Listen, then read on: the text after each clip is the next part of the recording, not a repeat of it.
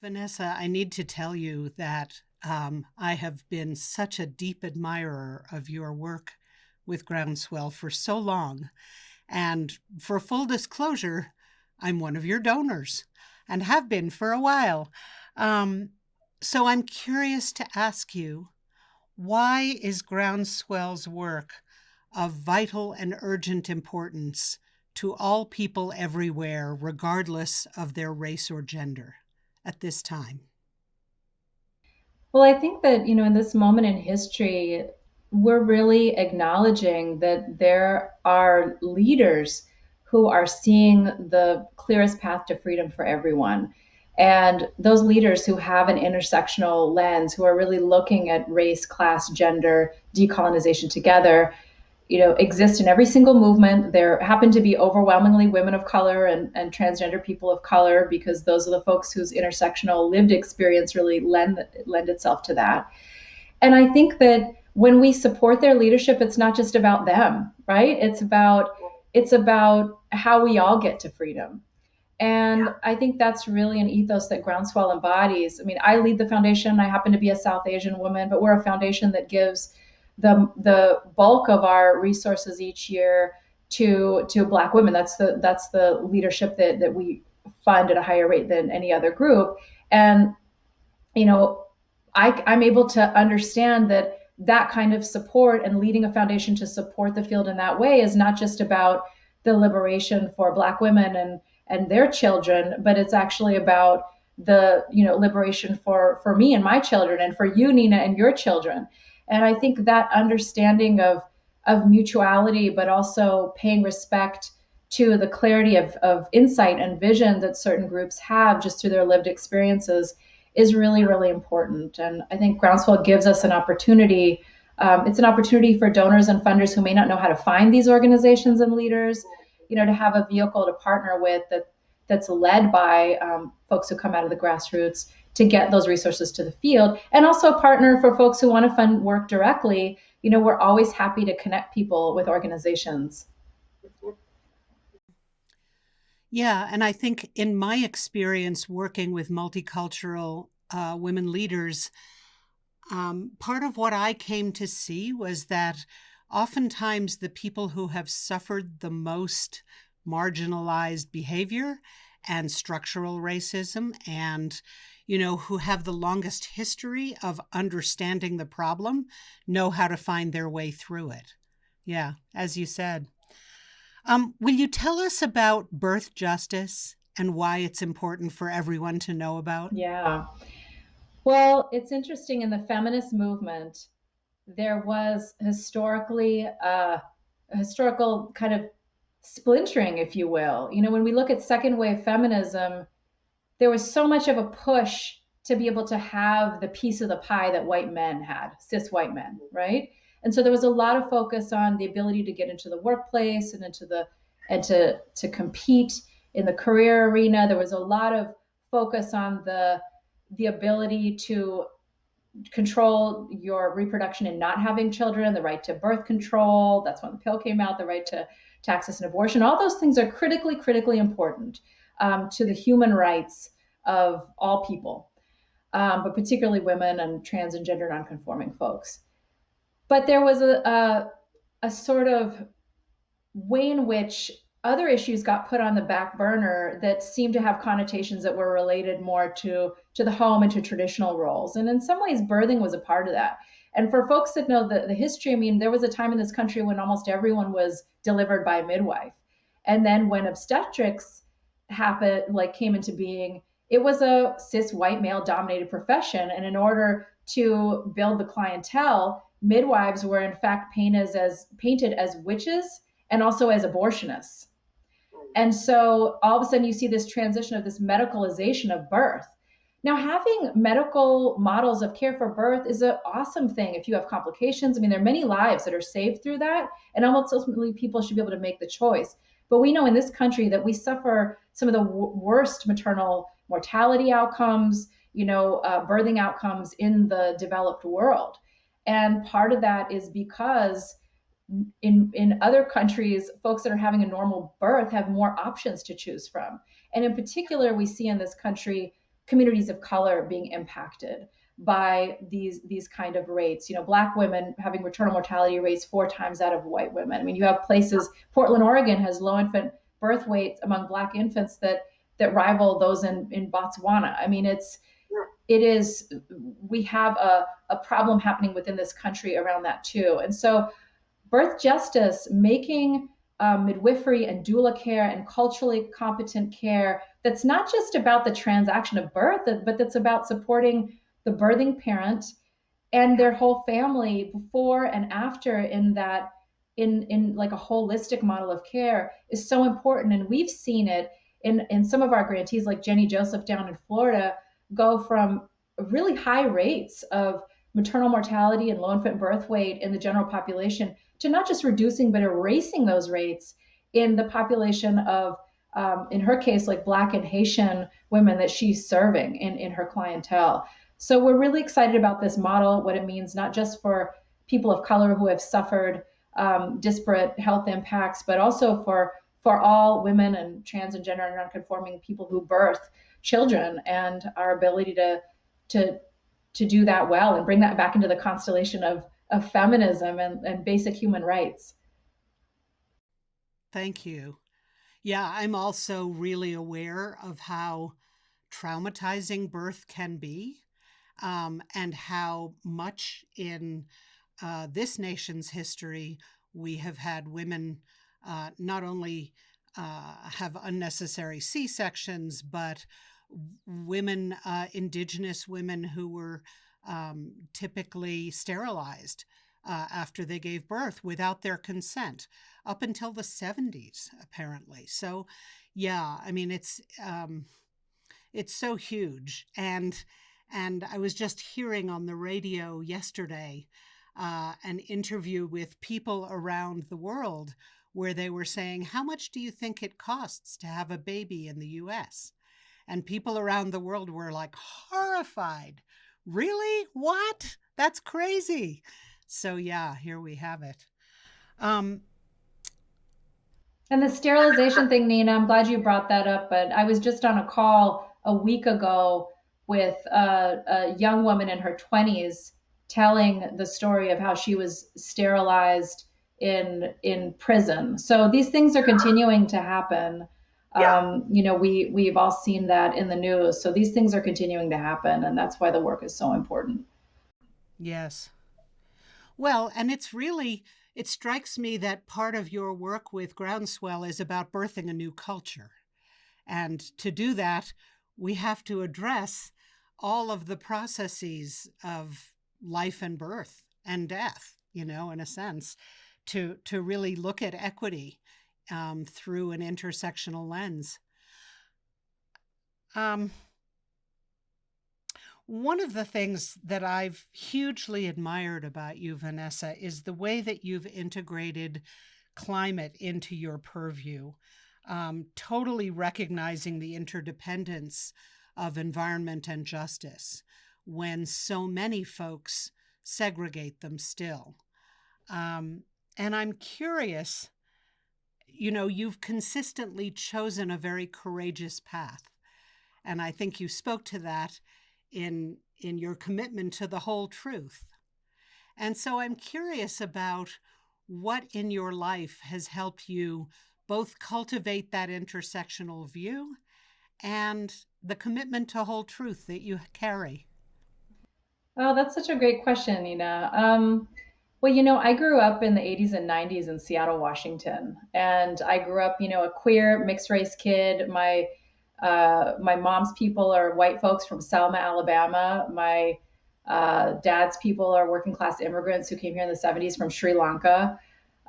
In large portions of my childhood, when my dad's family wasn't around in my life, Black women were hugely influential for me, were my primary teachers of how to survive this country as a brown girl. They taught me about Black liberation movements. They Harriet Tubman was my first hero. It really put me on a path of doing social justice work. And I think what this experience left me with is both a skill of translation between different communities, which, when I got into philanthropy, I wondered why I seem to have a knack of bridging between like communities of wealth that, trend towards being more like white upper class liberal communities that are giving to movements and really radical organizing on the ground. Well, it's like, okay, at a certain point I realized my childhood had been boot camp for that, going between all the communities that I grew up around. So I think it gave me some skills, but it also gave me a real desire to build and be a part of beloved community where we can reach for each other across race, class, and gender, where we can, show up. And I think philanthropy is an interesting terrain on which to practice being in beloved community.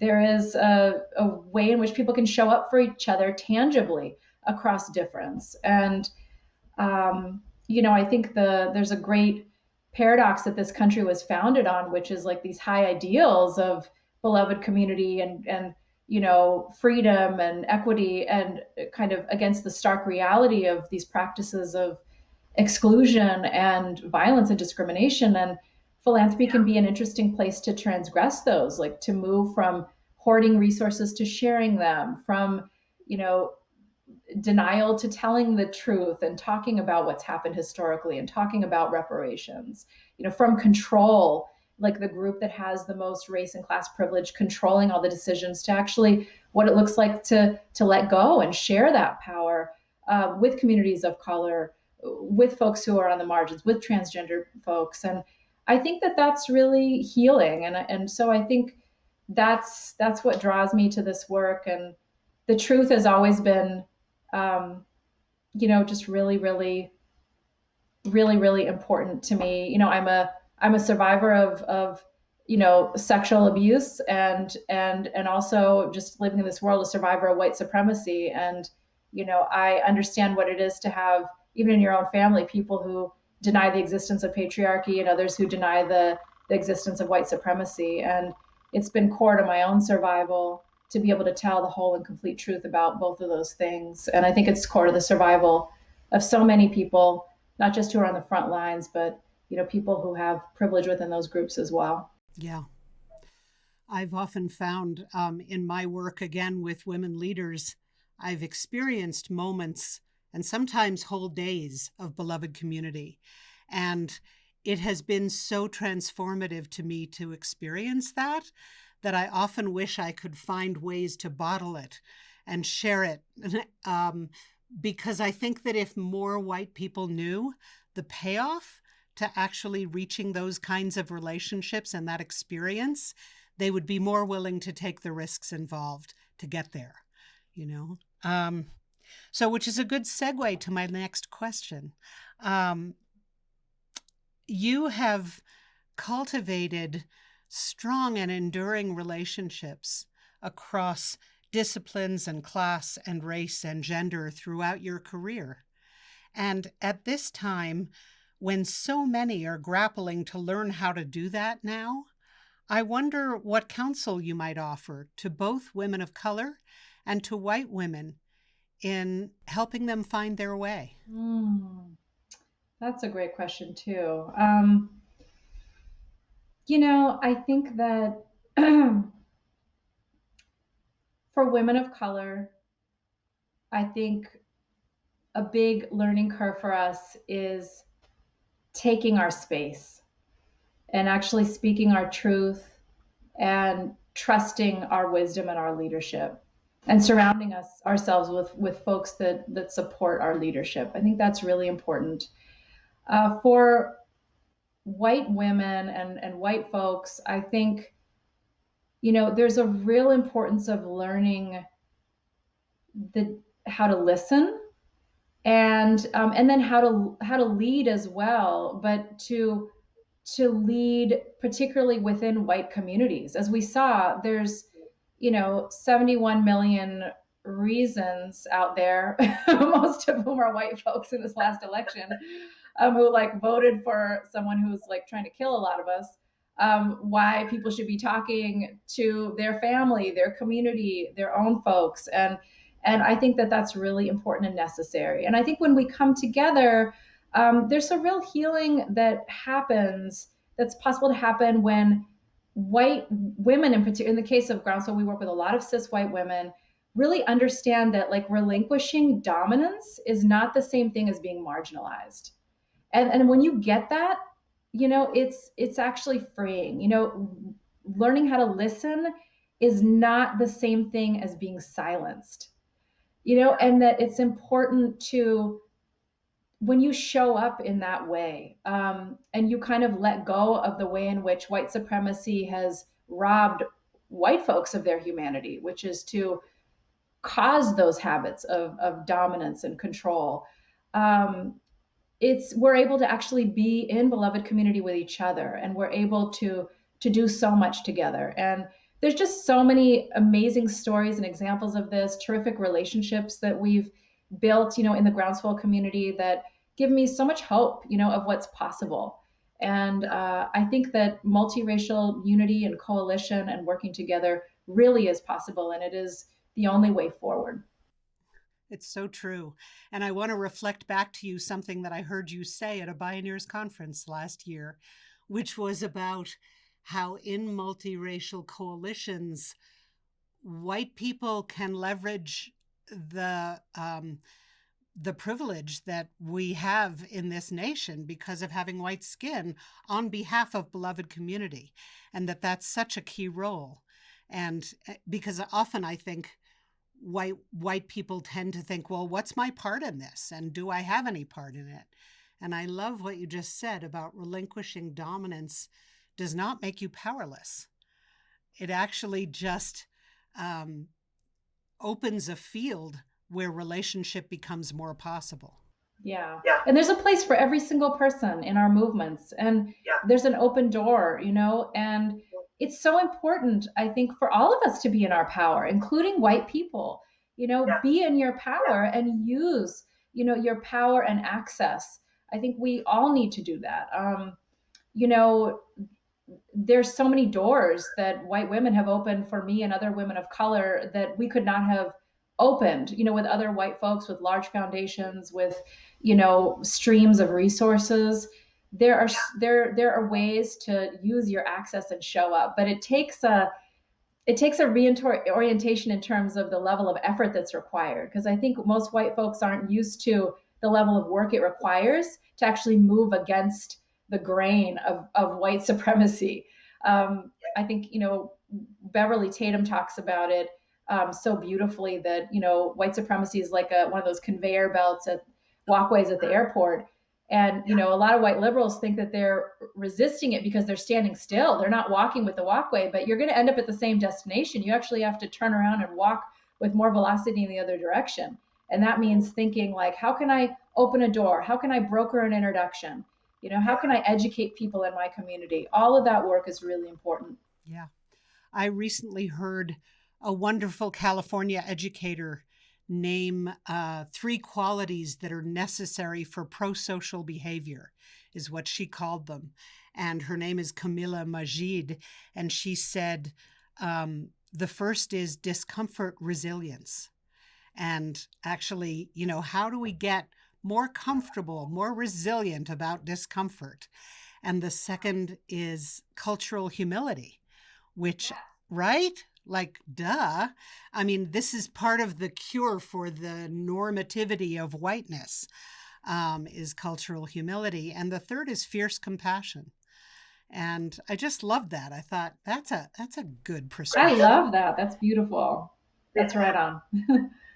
Just 2 more questions. One is, when I read your notice to your grant partners and your staff, that's posted on your website at the about the onset of COVID, I wept. It was the empathy and compassion and care and translation of all that into policies and decision making was extraordinary. And I thought, how would the world be different if all organizations operated with that level of care and transparency and empathy and translated it all into action in the way that you did? So I really wanted to just honor you for that, because it blew me away. And as someone who sort of studies systems and organizations, I was like, oh, that's a model we all need to see. And I can't take full credit for that. I mean, we have an incredible team at Groundswell, and I'm so privileged to work with colleagues, my coworkers who are really imaginative about, yeah, how do we, if we're building movements, how do we embody the kind of world that we want to see? And I sometimes like to say like efforts should have disclaimers like no humans were harmed in the making of this movement. No, we when we're cooking food, we know that if we're putting like bad ingredients in it, if we're putting like preservatives and toxic stuff in our food, it's not going to be healthy. So if we're putting stress and burnout into our work, it's not going to nourish movements what we're producing. So yeah, we try, and we have a really great team that looks out for that. Vanessa, I'm curious to know, given the catbird seat that you occupy, what you see as the leading edge of where movements are heading. And also, if there's an example of one of your grantees that you could tell us the story of to illustrate the impact of Groundswell's work. Well, I think the leading edge of where movements are headed is centering grassroots organizing led particularly by people of color, especially women of color, and specifically Black women, and trans and gender nonconforming folks, but the type of organizing that's really deeply rooted and ongoing in communities where you're building relationship and you're building the kind of vibrant, sustained grassroots base that will be able to defend hard won victories and then win again and again into the future and really build a truly participatory democracy. A lot of funders and donors are really focused on policy wins and the person who's elected to office. And what we truly believe at Groundswell is those things are important, they're critical, they're benchmarks of our progress, but they're paper thin if we don't have a vibrant, organized grassroots base to really defend them and to implement them and make them real in people's day-to-day lives. And so that work, just some examples of that work that I would lift up. Um, we see New Virginia Majority, an excellent example of a woman of color led electoral organizing shop. This is an organization that worked for nearly a decade to re-enfranchise 150,000 people who had lost their right to vote due to felony convictions in that state. And they then in 2016 registered 20,000 of those people to vote. They voted at an incredible 79% turnout, helping to create the margin of victory to elect the more progressive of the governor options. But because they didn't go home, because they're rooted in the community and working long term, they then put pressure on that governor to expand Medicaid. So now we have health insurance access for 400,000 people in the state of Virginia who didn't have it before. But because they didn't go home after that, when all the blackface scandals happened with the governor, they had the trust of voters to pull people in on community meetings and explain this isn't a reason to wipe your hands of politics and go home and never have anything to do with it again. This is a reason to get even more involved and understand that the racism that manifested itself in those events is actually laced into a lot of policy decisions and everything else that electeds are making. So we need to lean in even more to transform the system. And as a result of that, we saw in the midterms the flipping, the historic flip of Virginia, both houses to blue, and now we see a stunning number of progressive laws that have been enacted as a result. It's long-term, long-range work, and I think that that kind of work that works on multiple issues, talking to people about the issues they care about, not just the candidate that the donor cares about or the issue that the foundation cares about, but the issues that are important to community. That's the kind of work that we need to be leaning into and funding and supporting. Well, thank you, Vanessa. Thank you for the incredibly inclusive, wide ranging, utterly intersectional and interdependent invitation that you issue. It's really beautiful, and I'm so grateful. Well, thank you. I just so appreciate being included. Well, it's a fulfillment of a dream for me, Vanessa. And if you're open to it, I would love to send you an invitation that could be adapted perhaps to your grant partners. And because we have a very sliding scale and lots of scholarship access and councils for people that are identity based and things that I imagine they might be really interested in and might Hey, enjoy. no, we'd be happy to share. We'd be happy to share. And I forgot to ask you, Nina, I know that you all are going to show the video, so thank you so much for doing that. I didn't ask about just the best way to let the Bioneers community know about our big blueprint launch, which is happening on December 1st, and is we have a goal of moving 100 million to the field by 2025, and we're inviting the community to engage with us on it. So let me know if there's other ways that I can lift that up as well. Thank you. Yeah, no, I'll definitely work with you to figure out how to do that. And we may be able to use clips or, we'll figure it out because our platforms have become significantly large now. And I would love to help do that. So, That'd be great. well, thank you, dear. Thank you so much. Take good care. Okay, bye bye. Bye.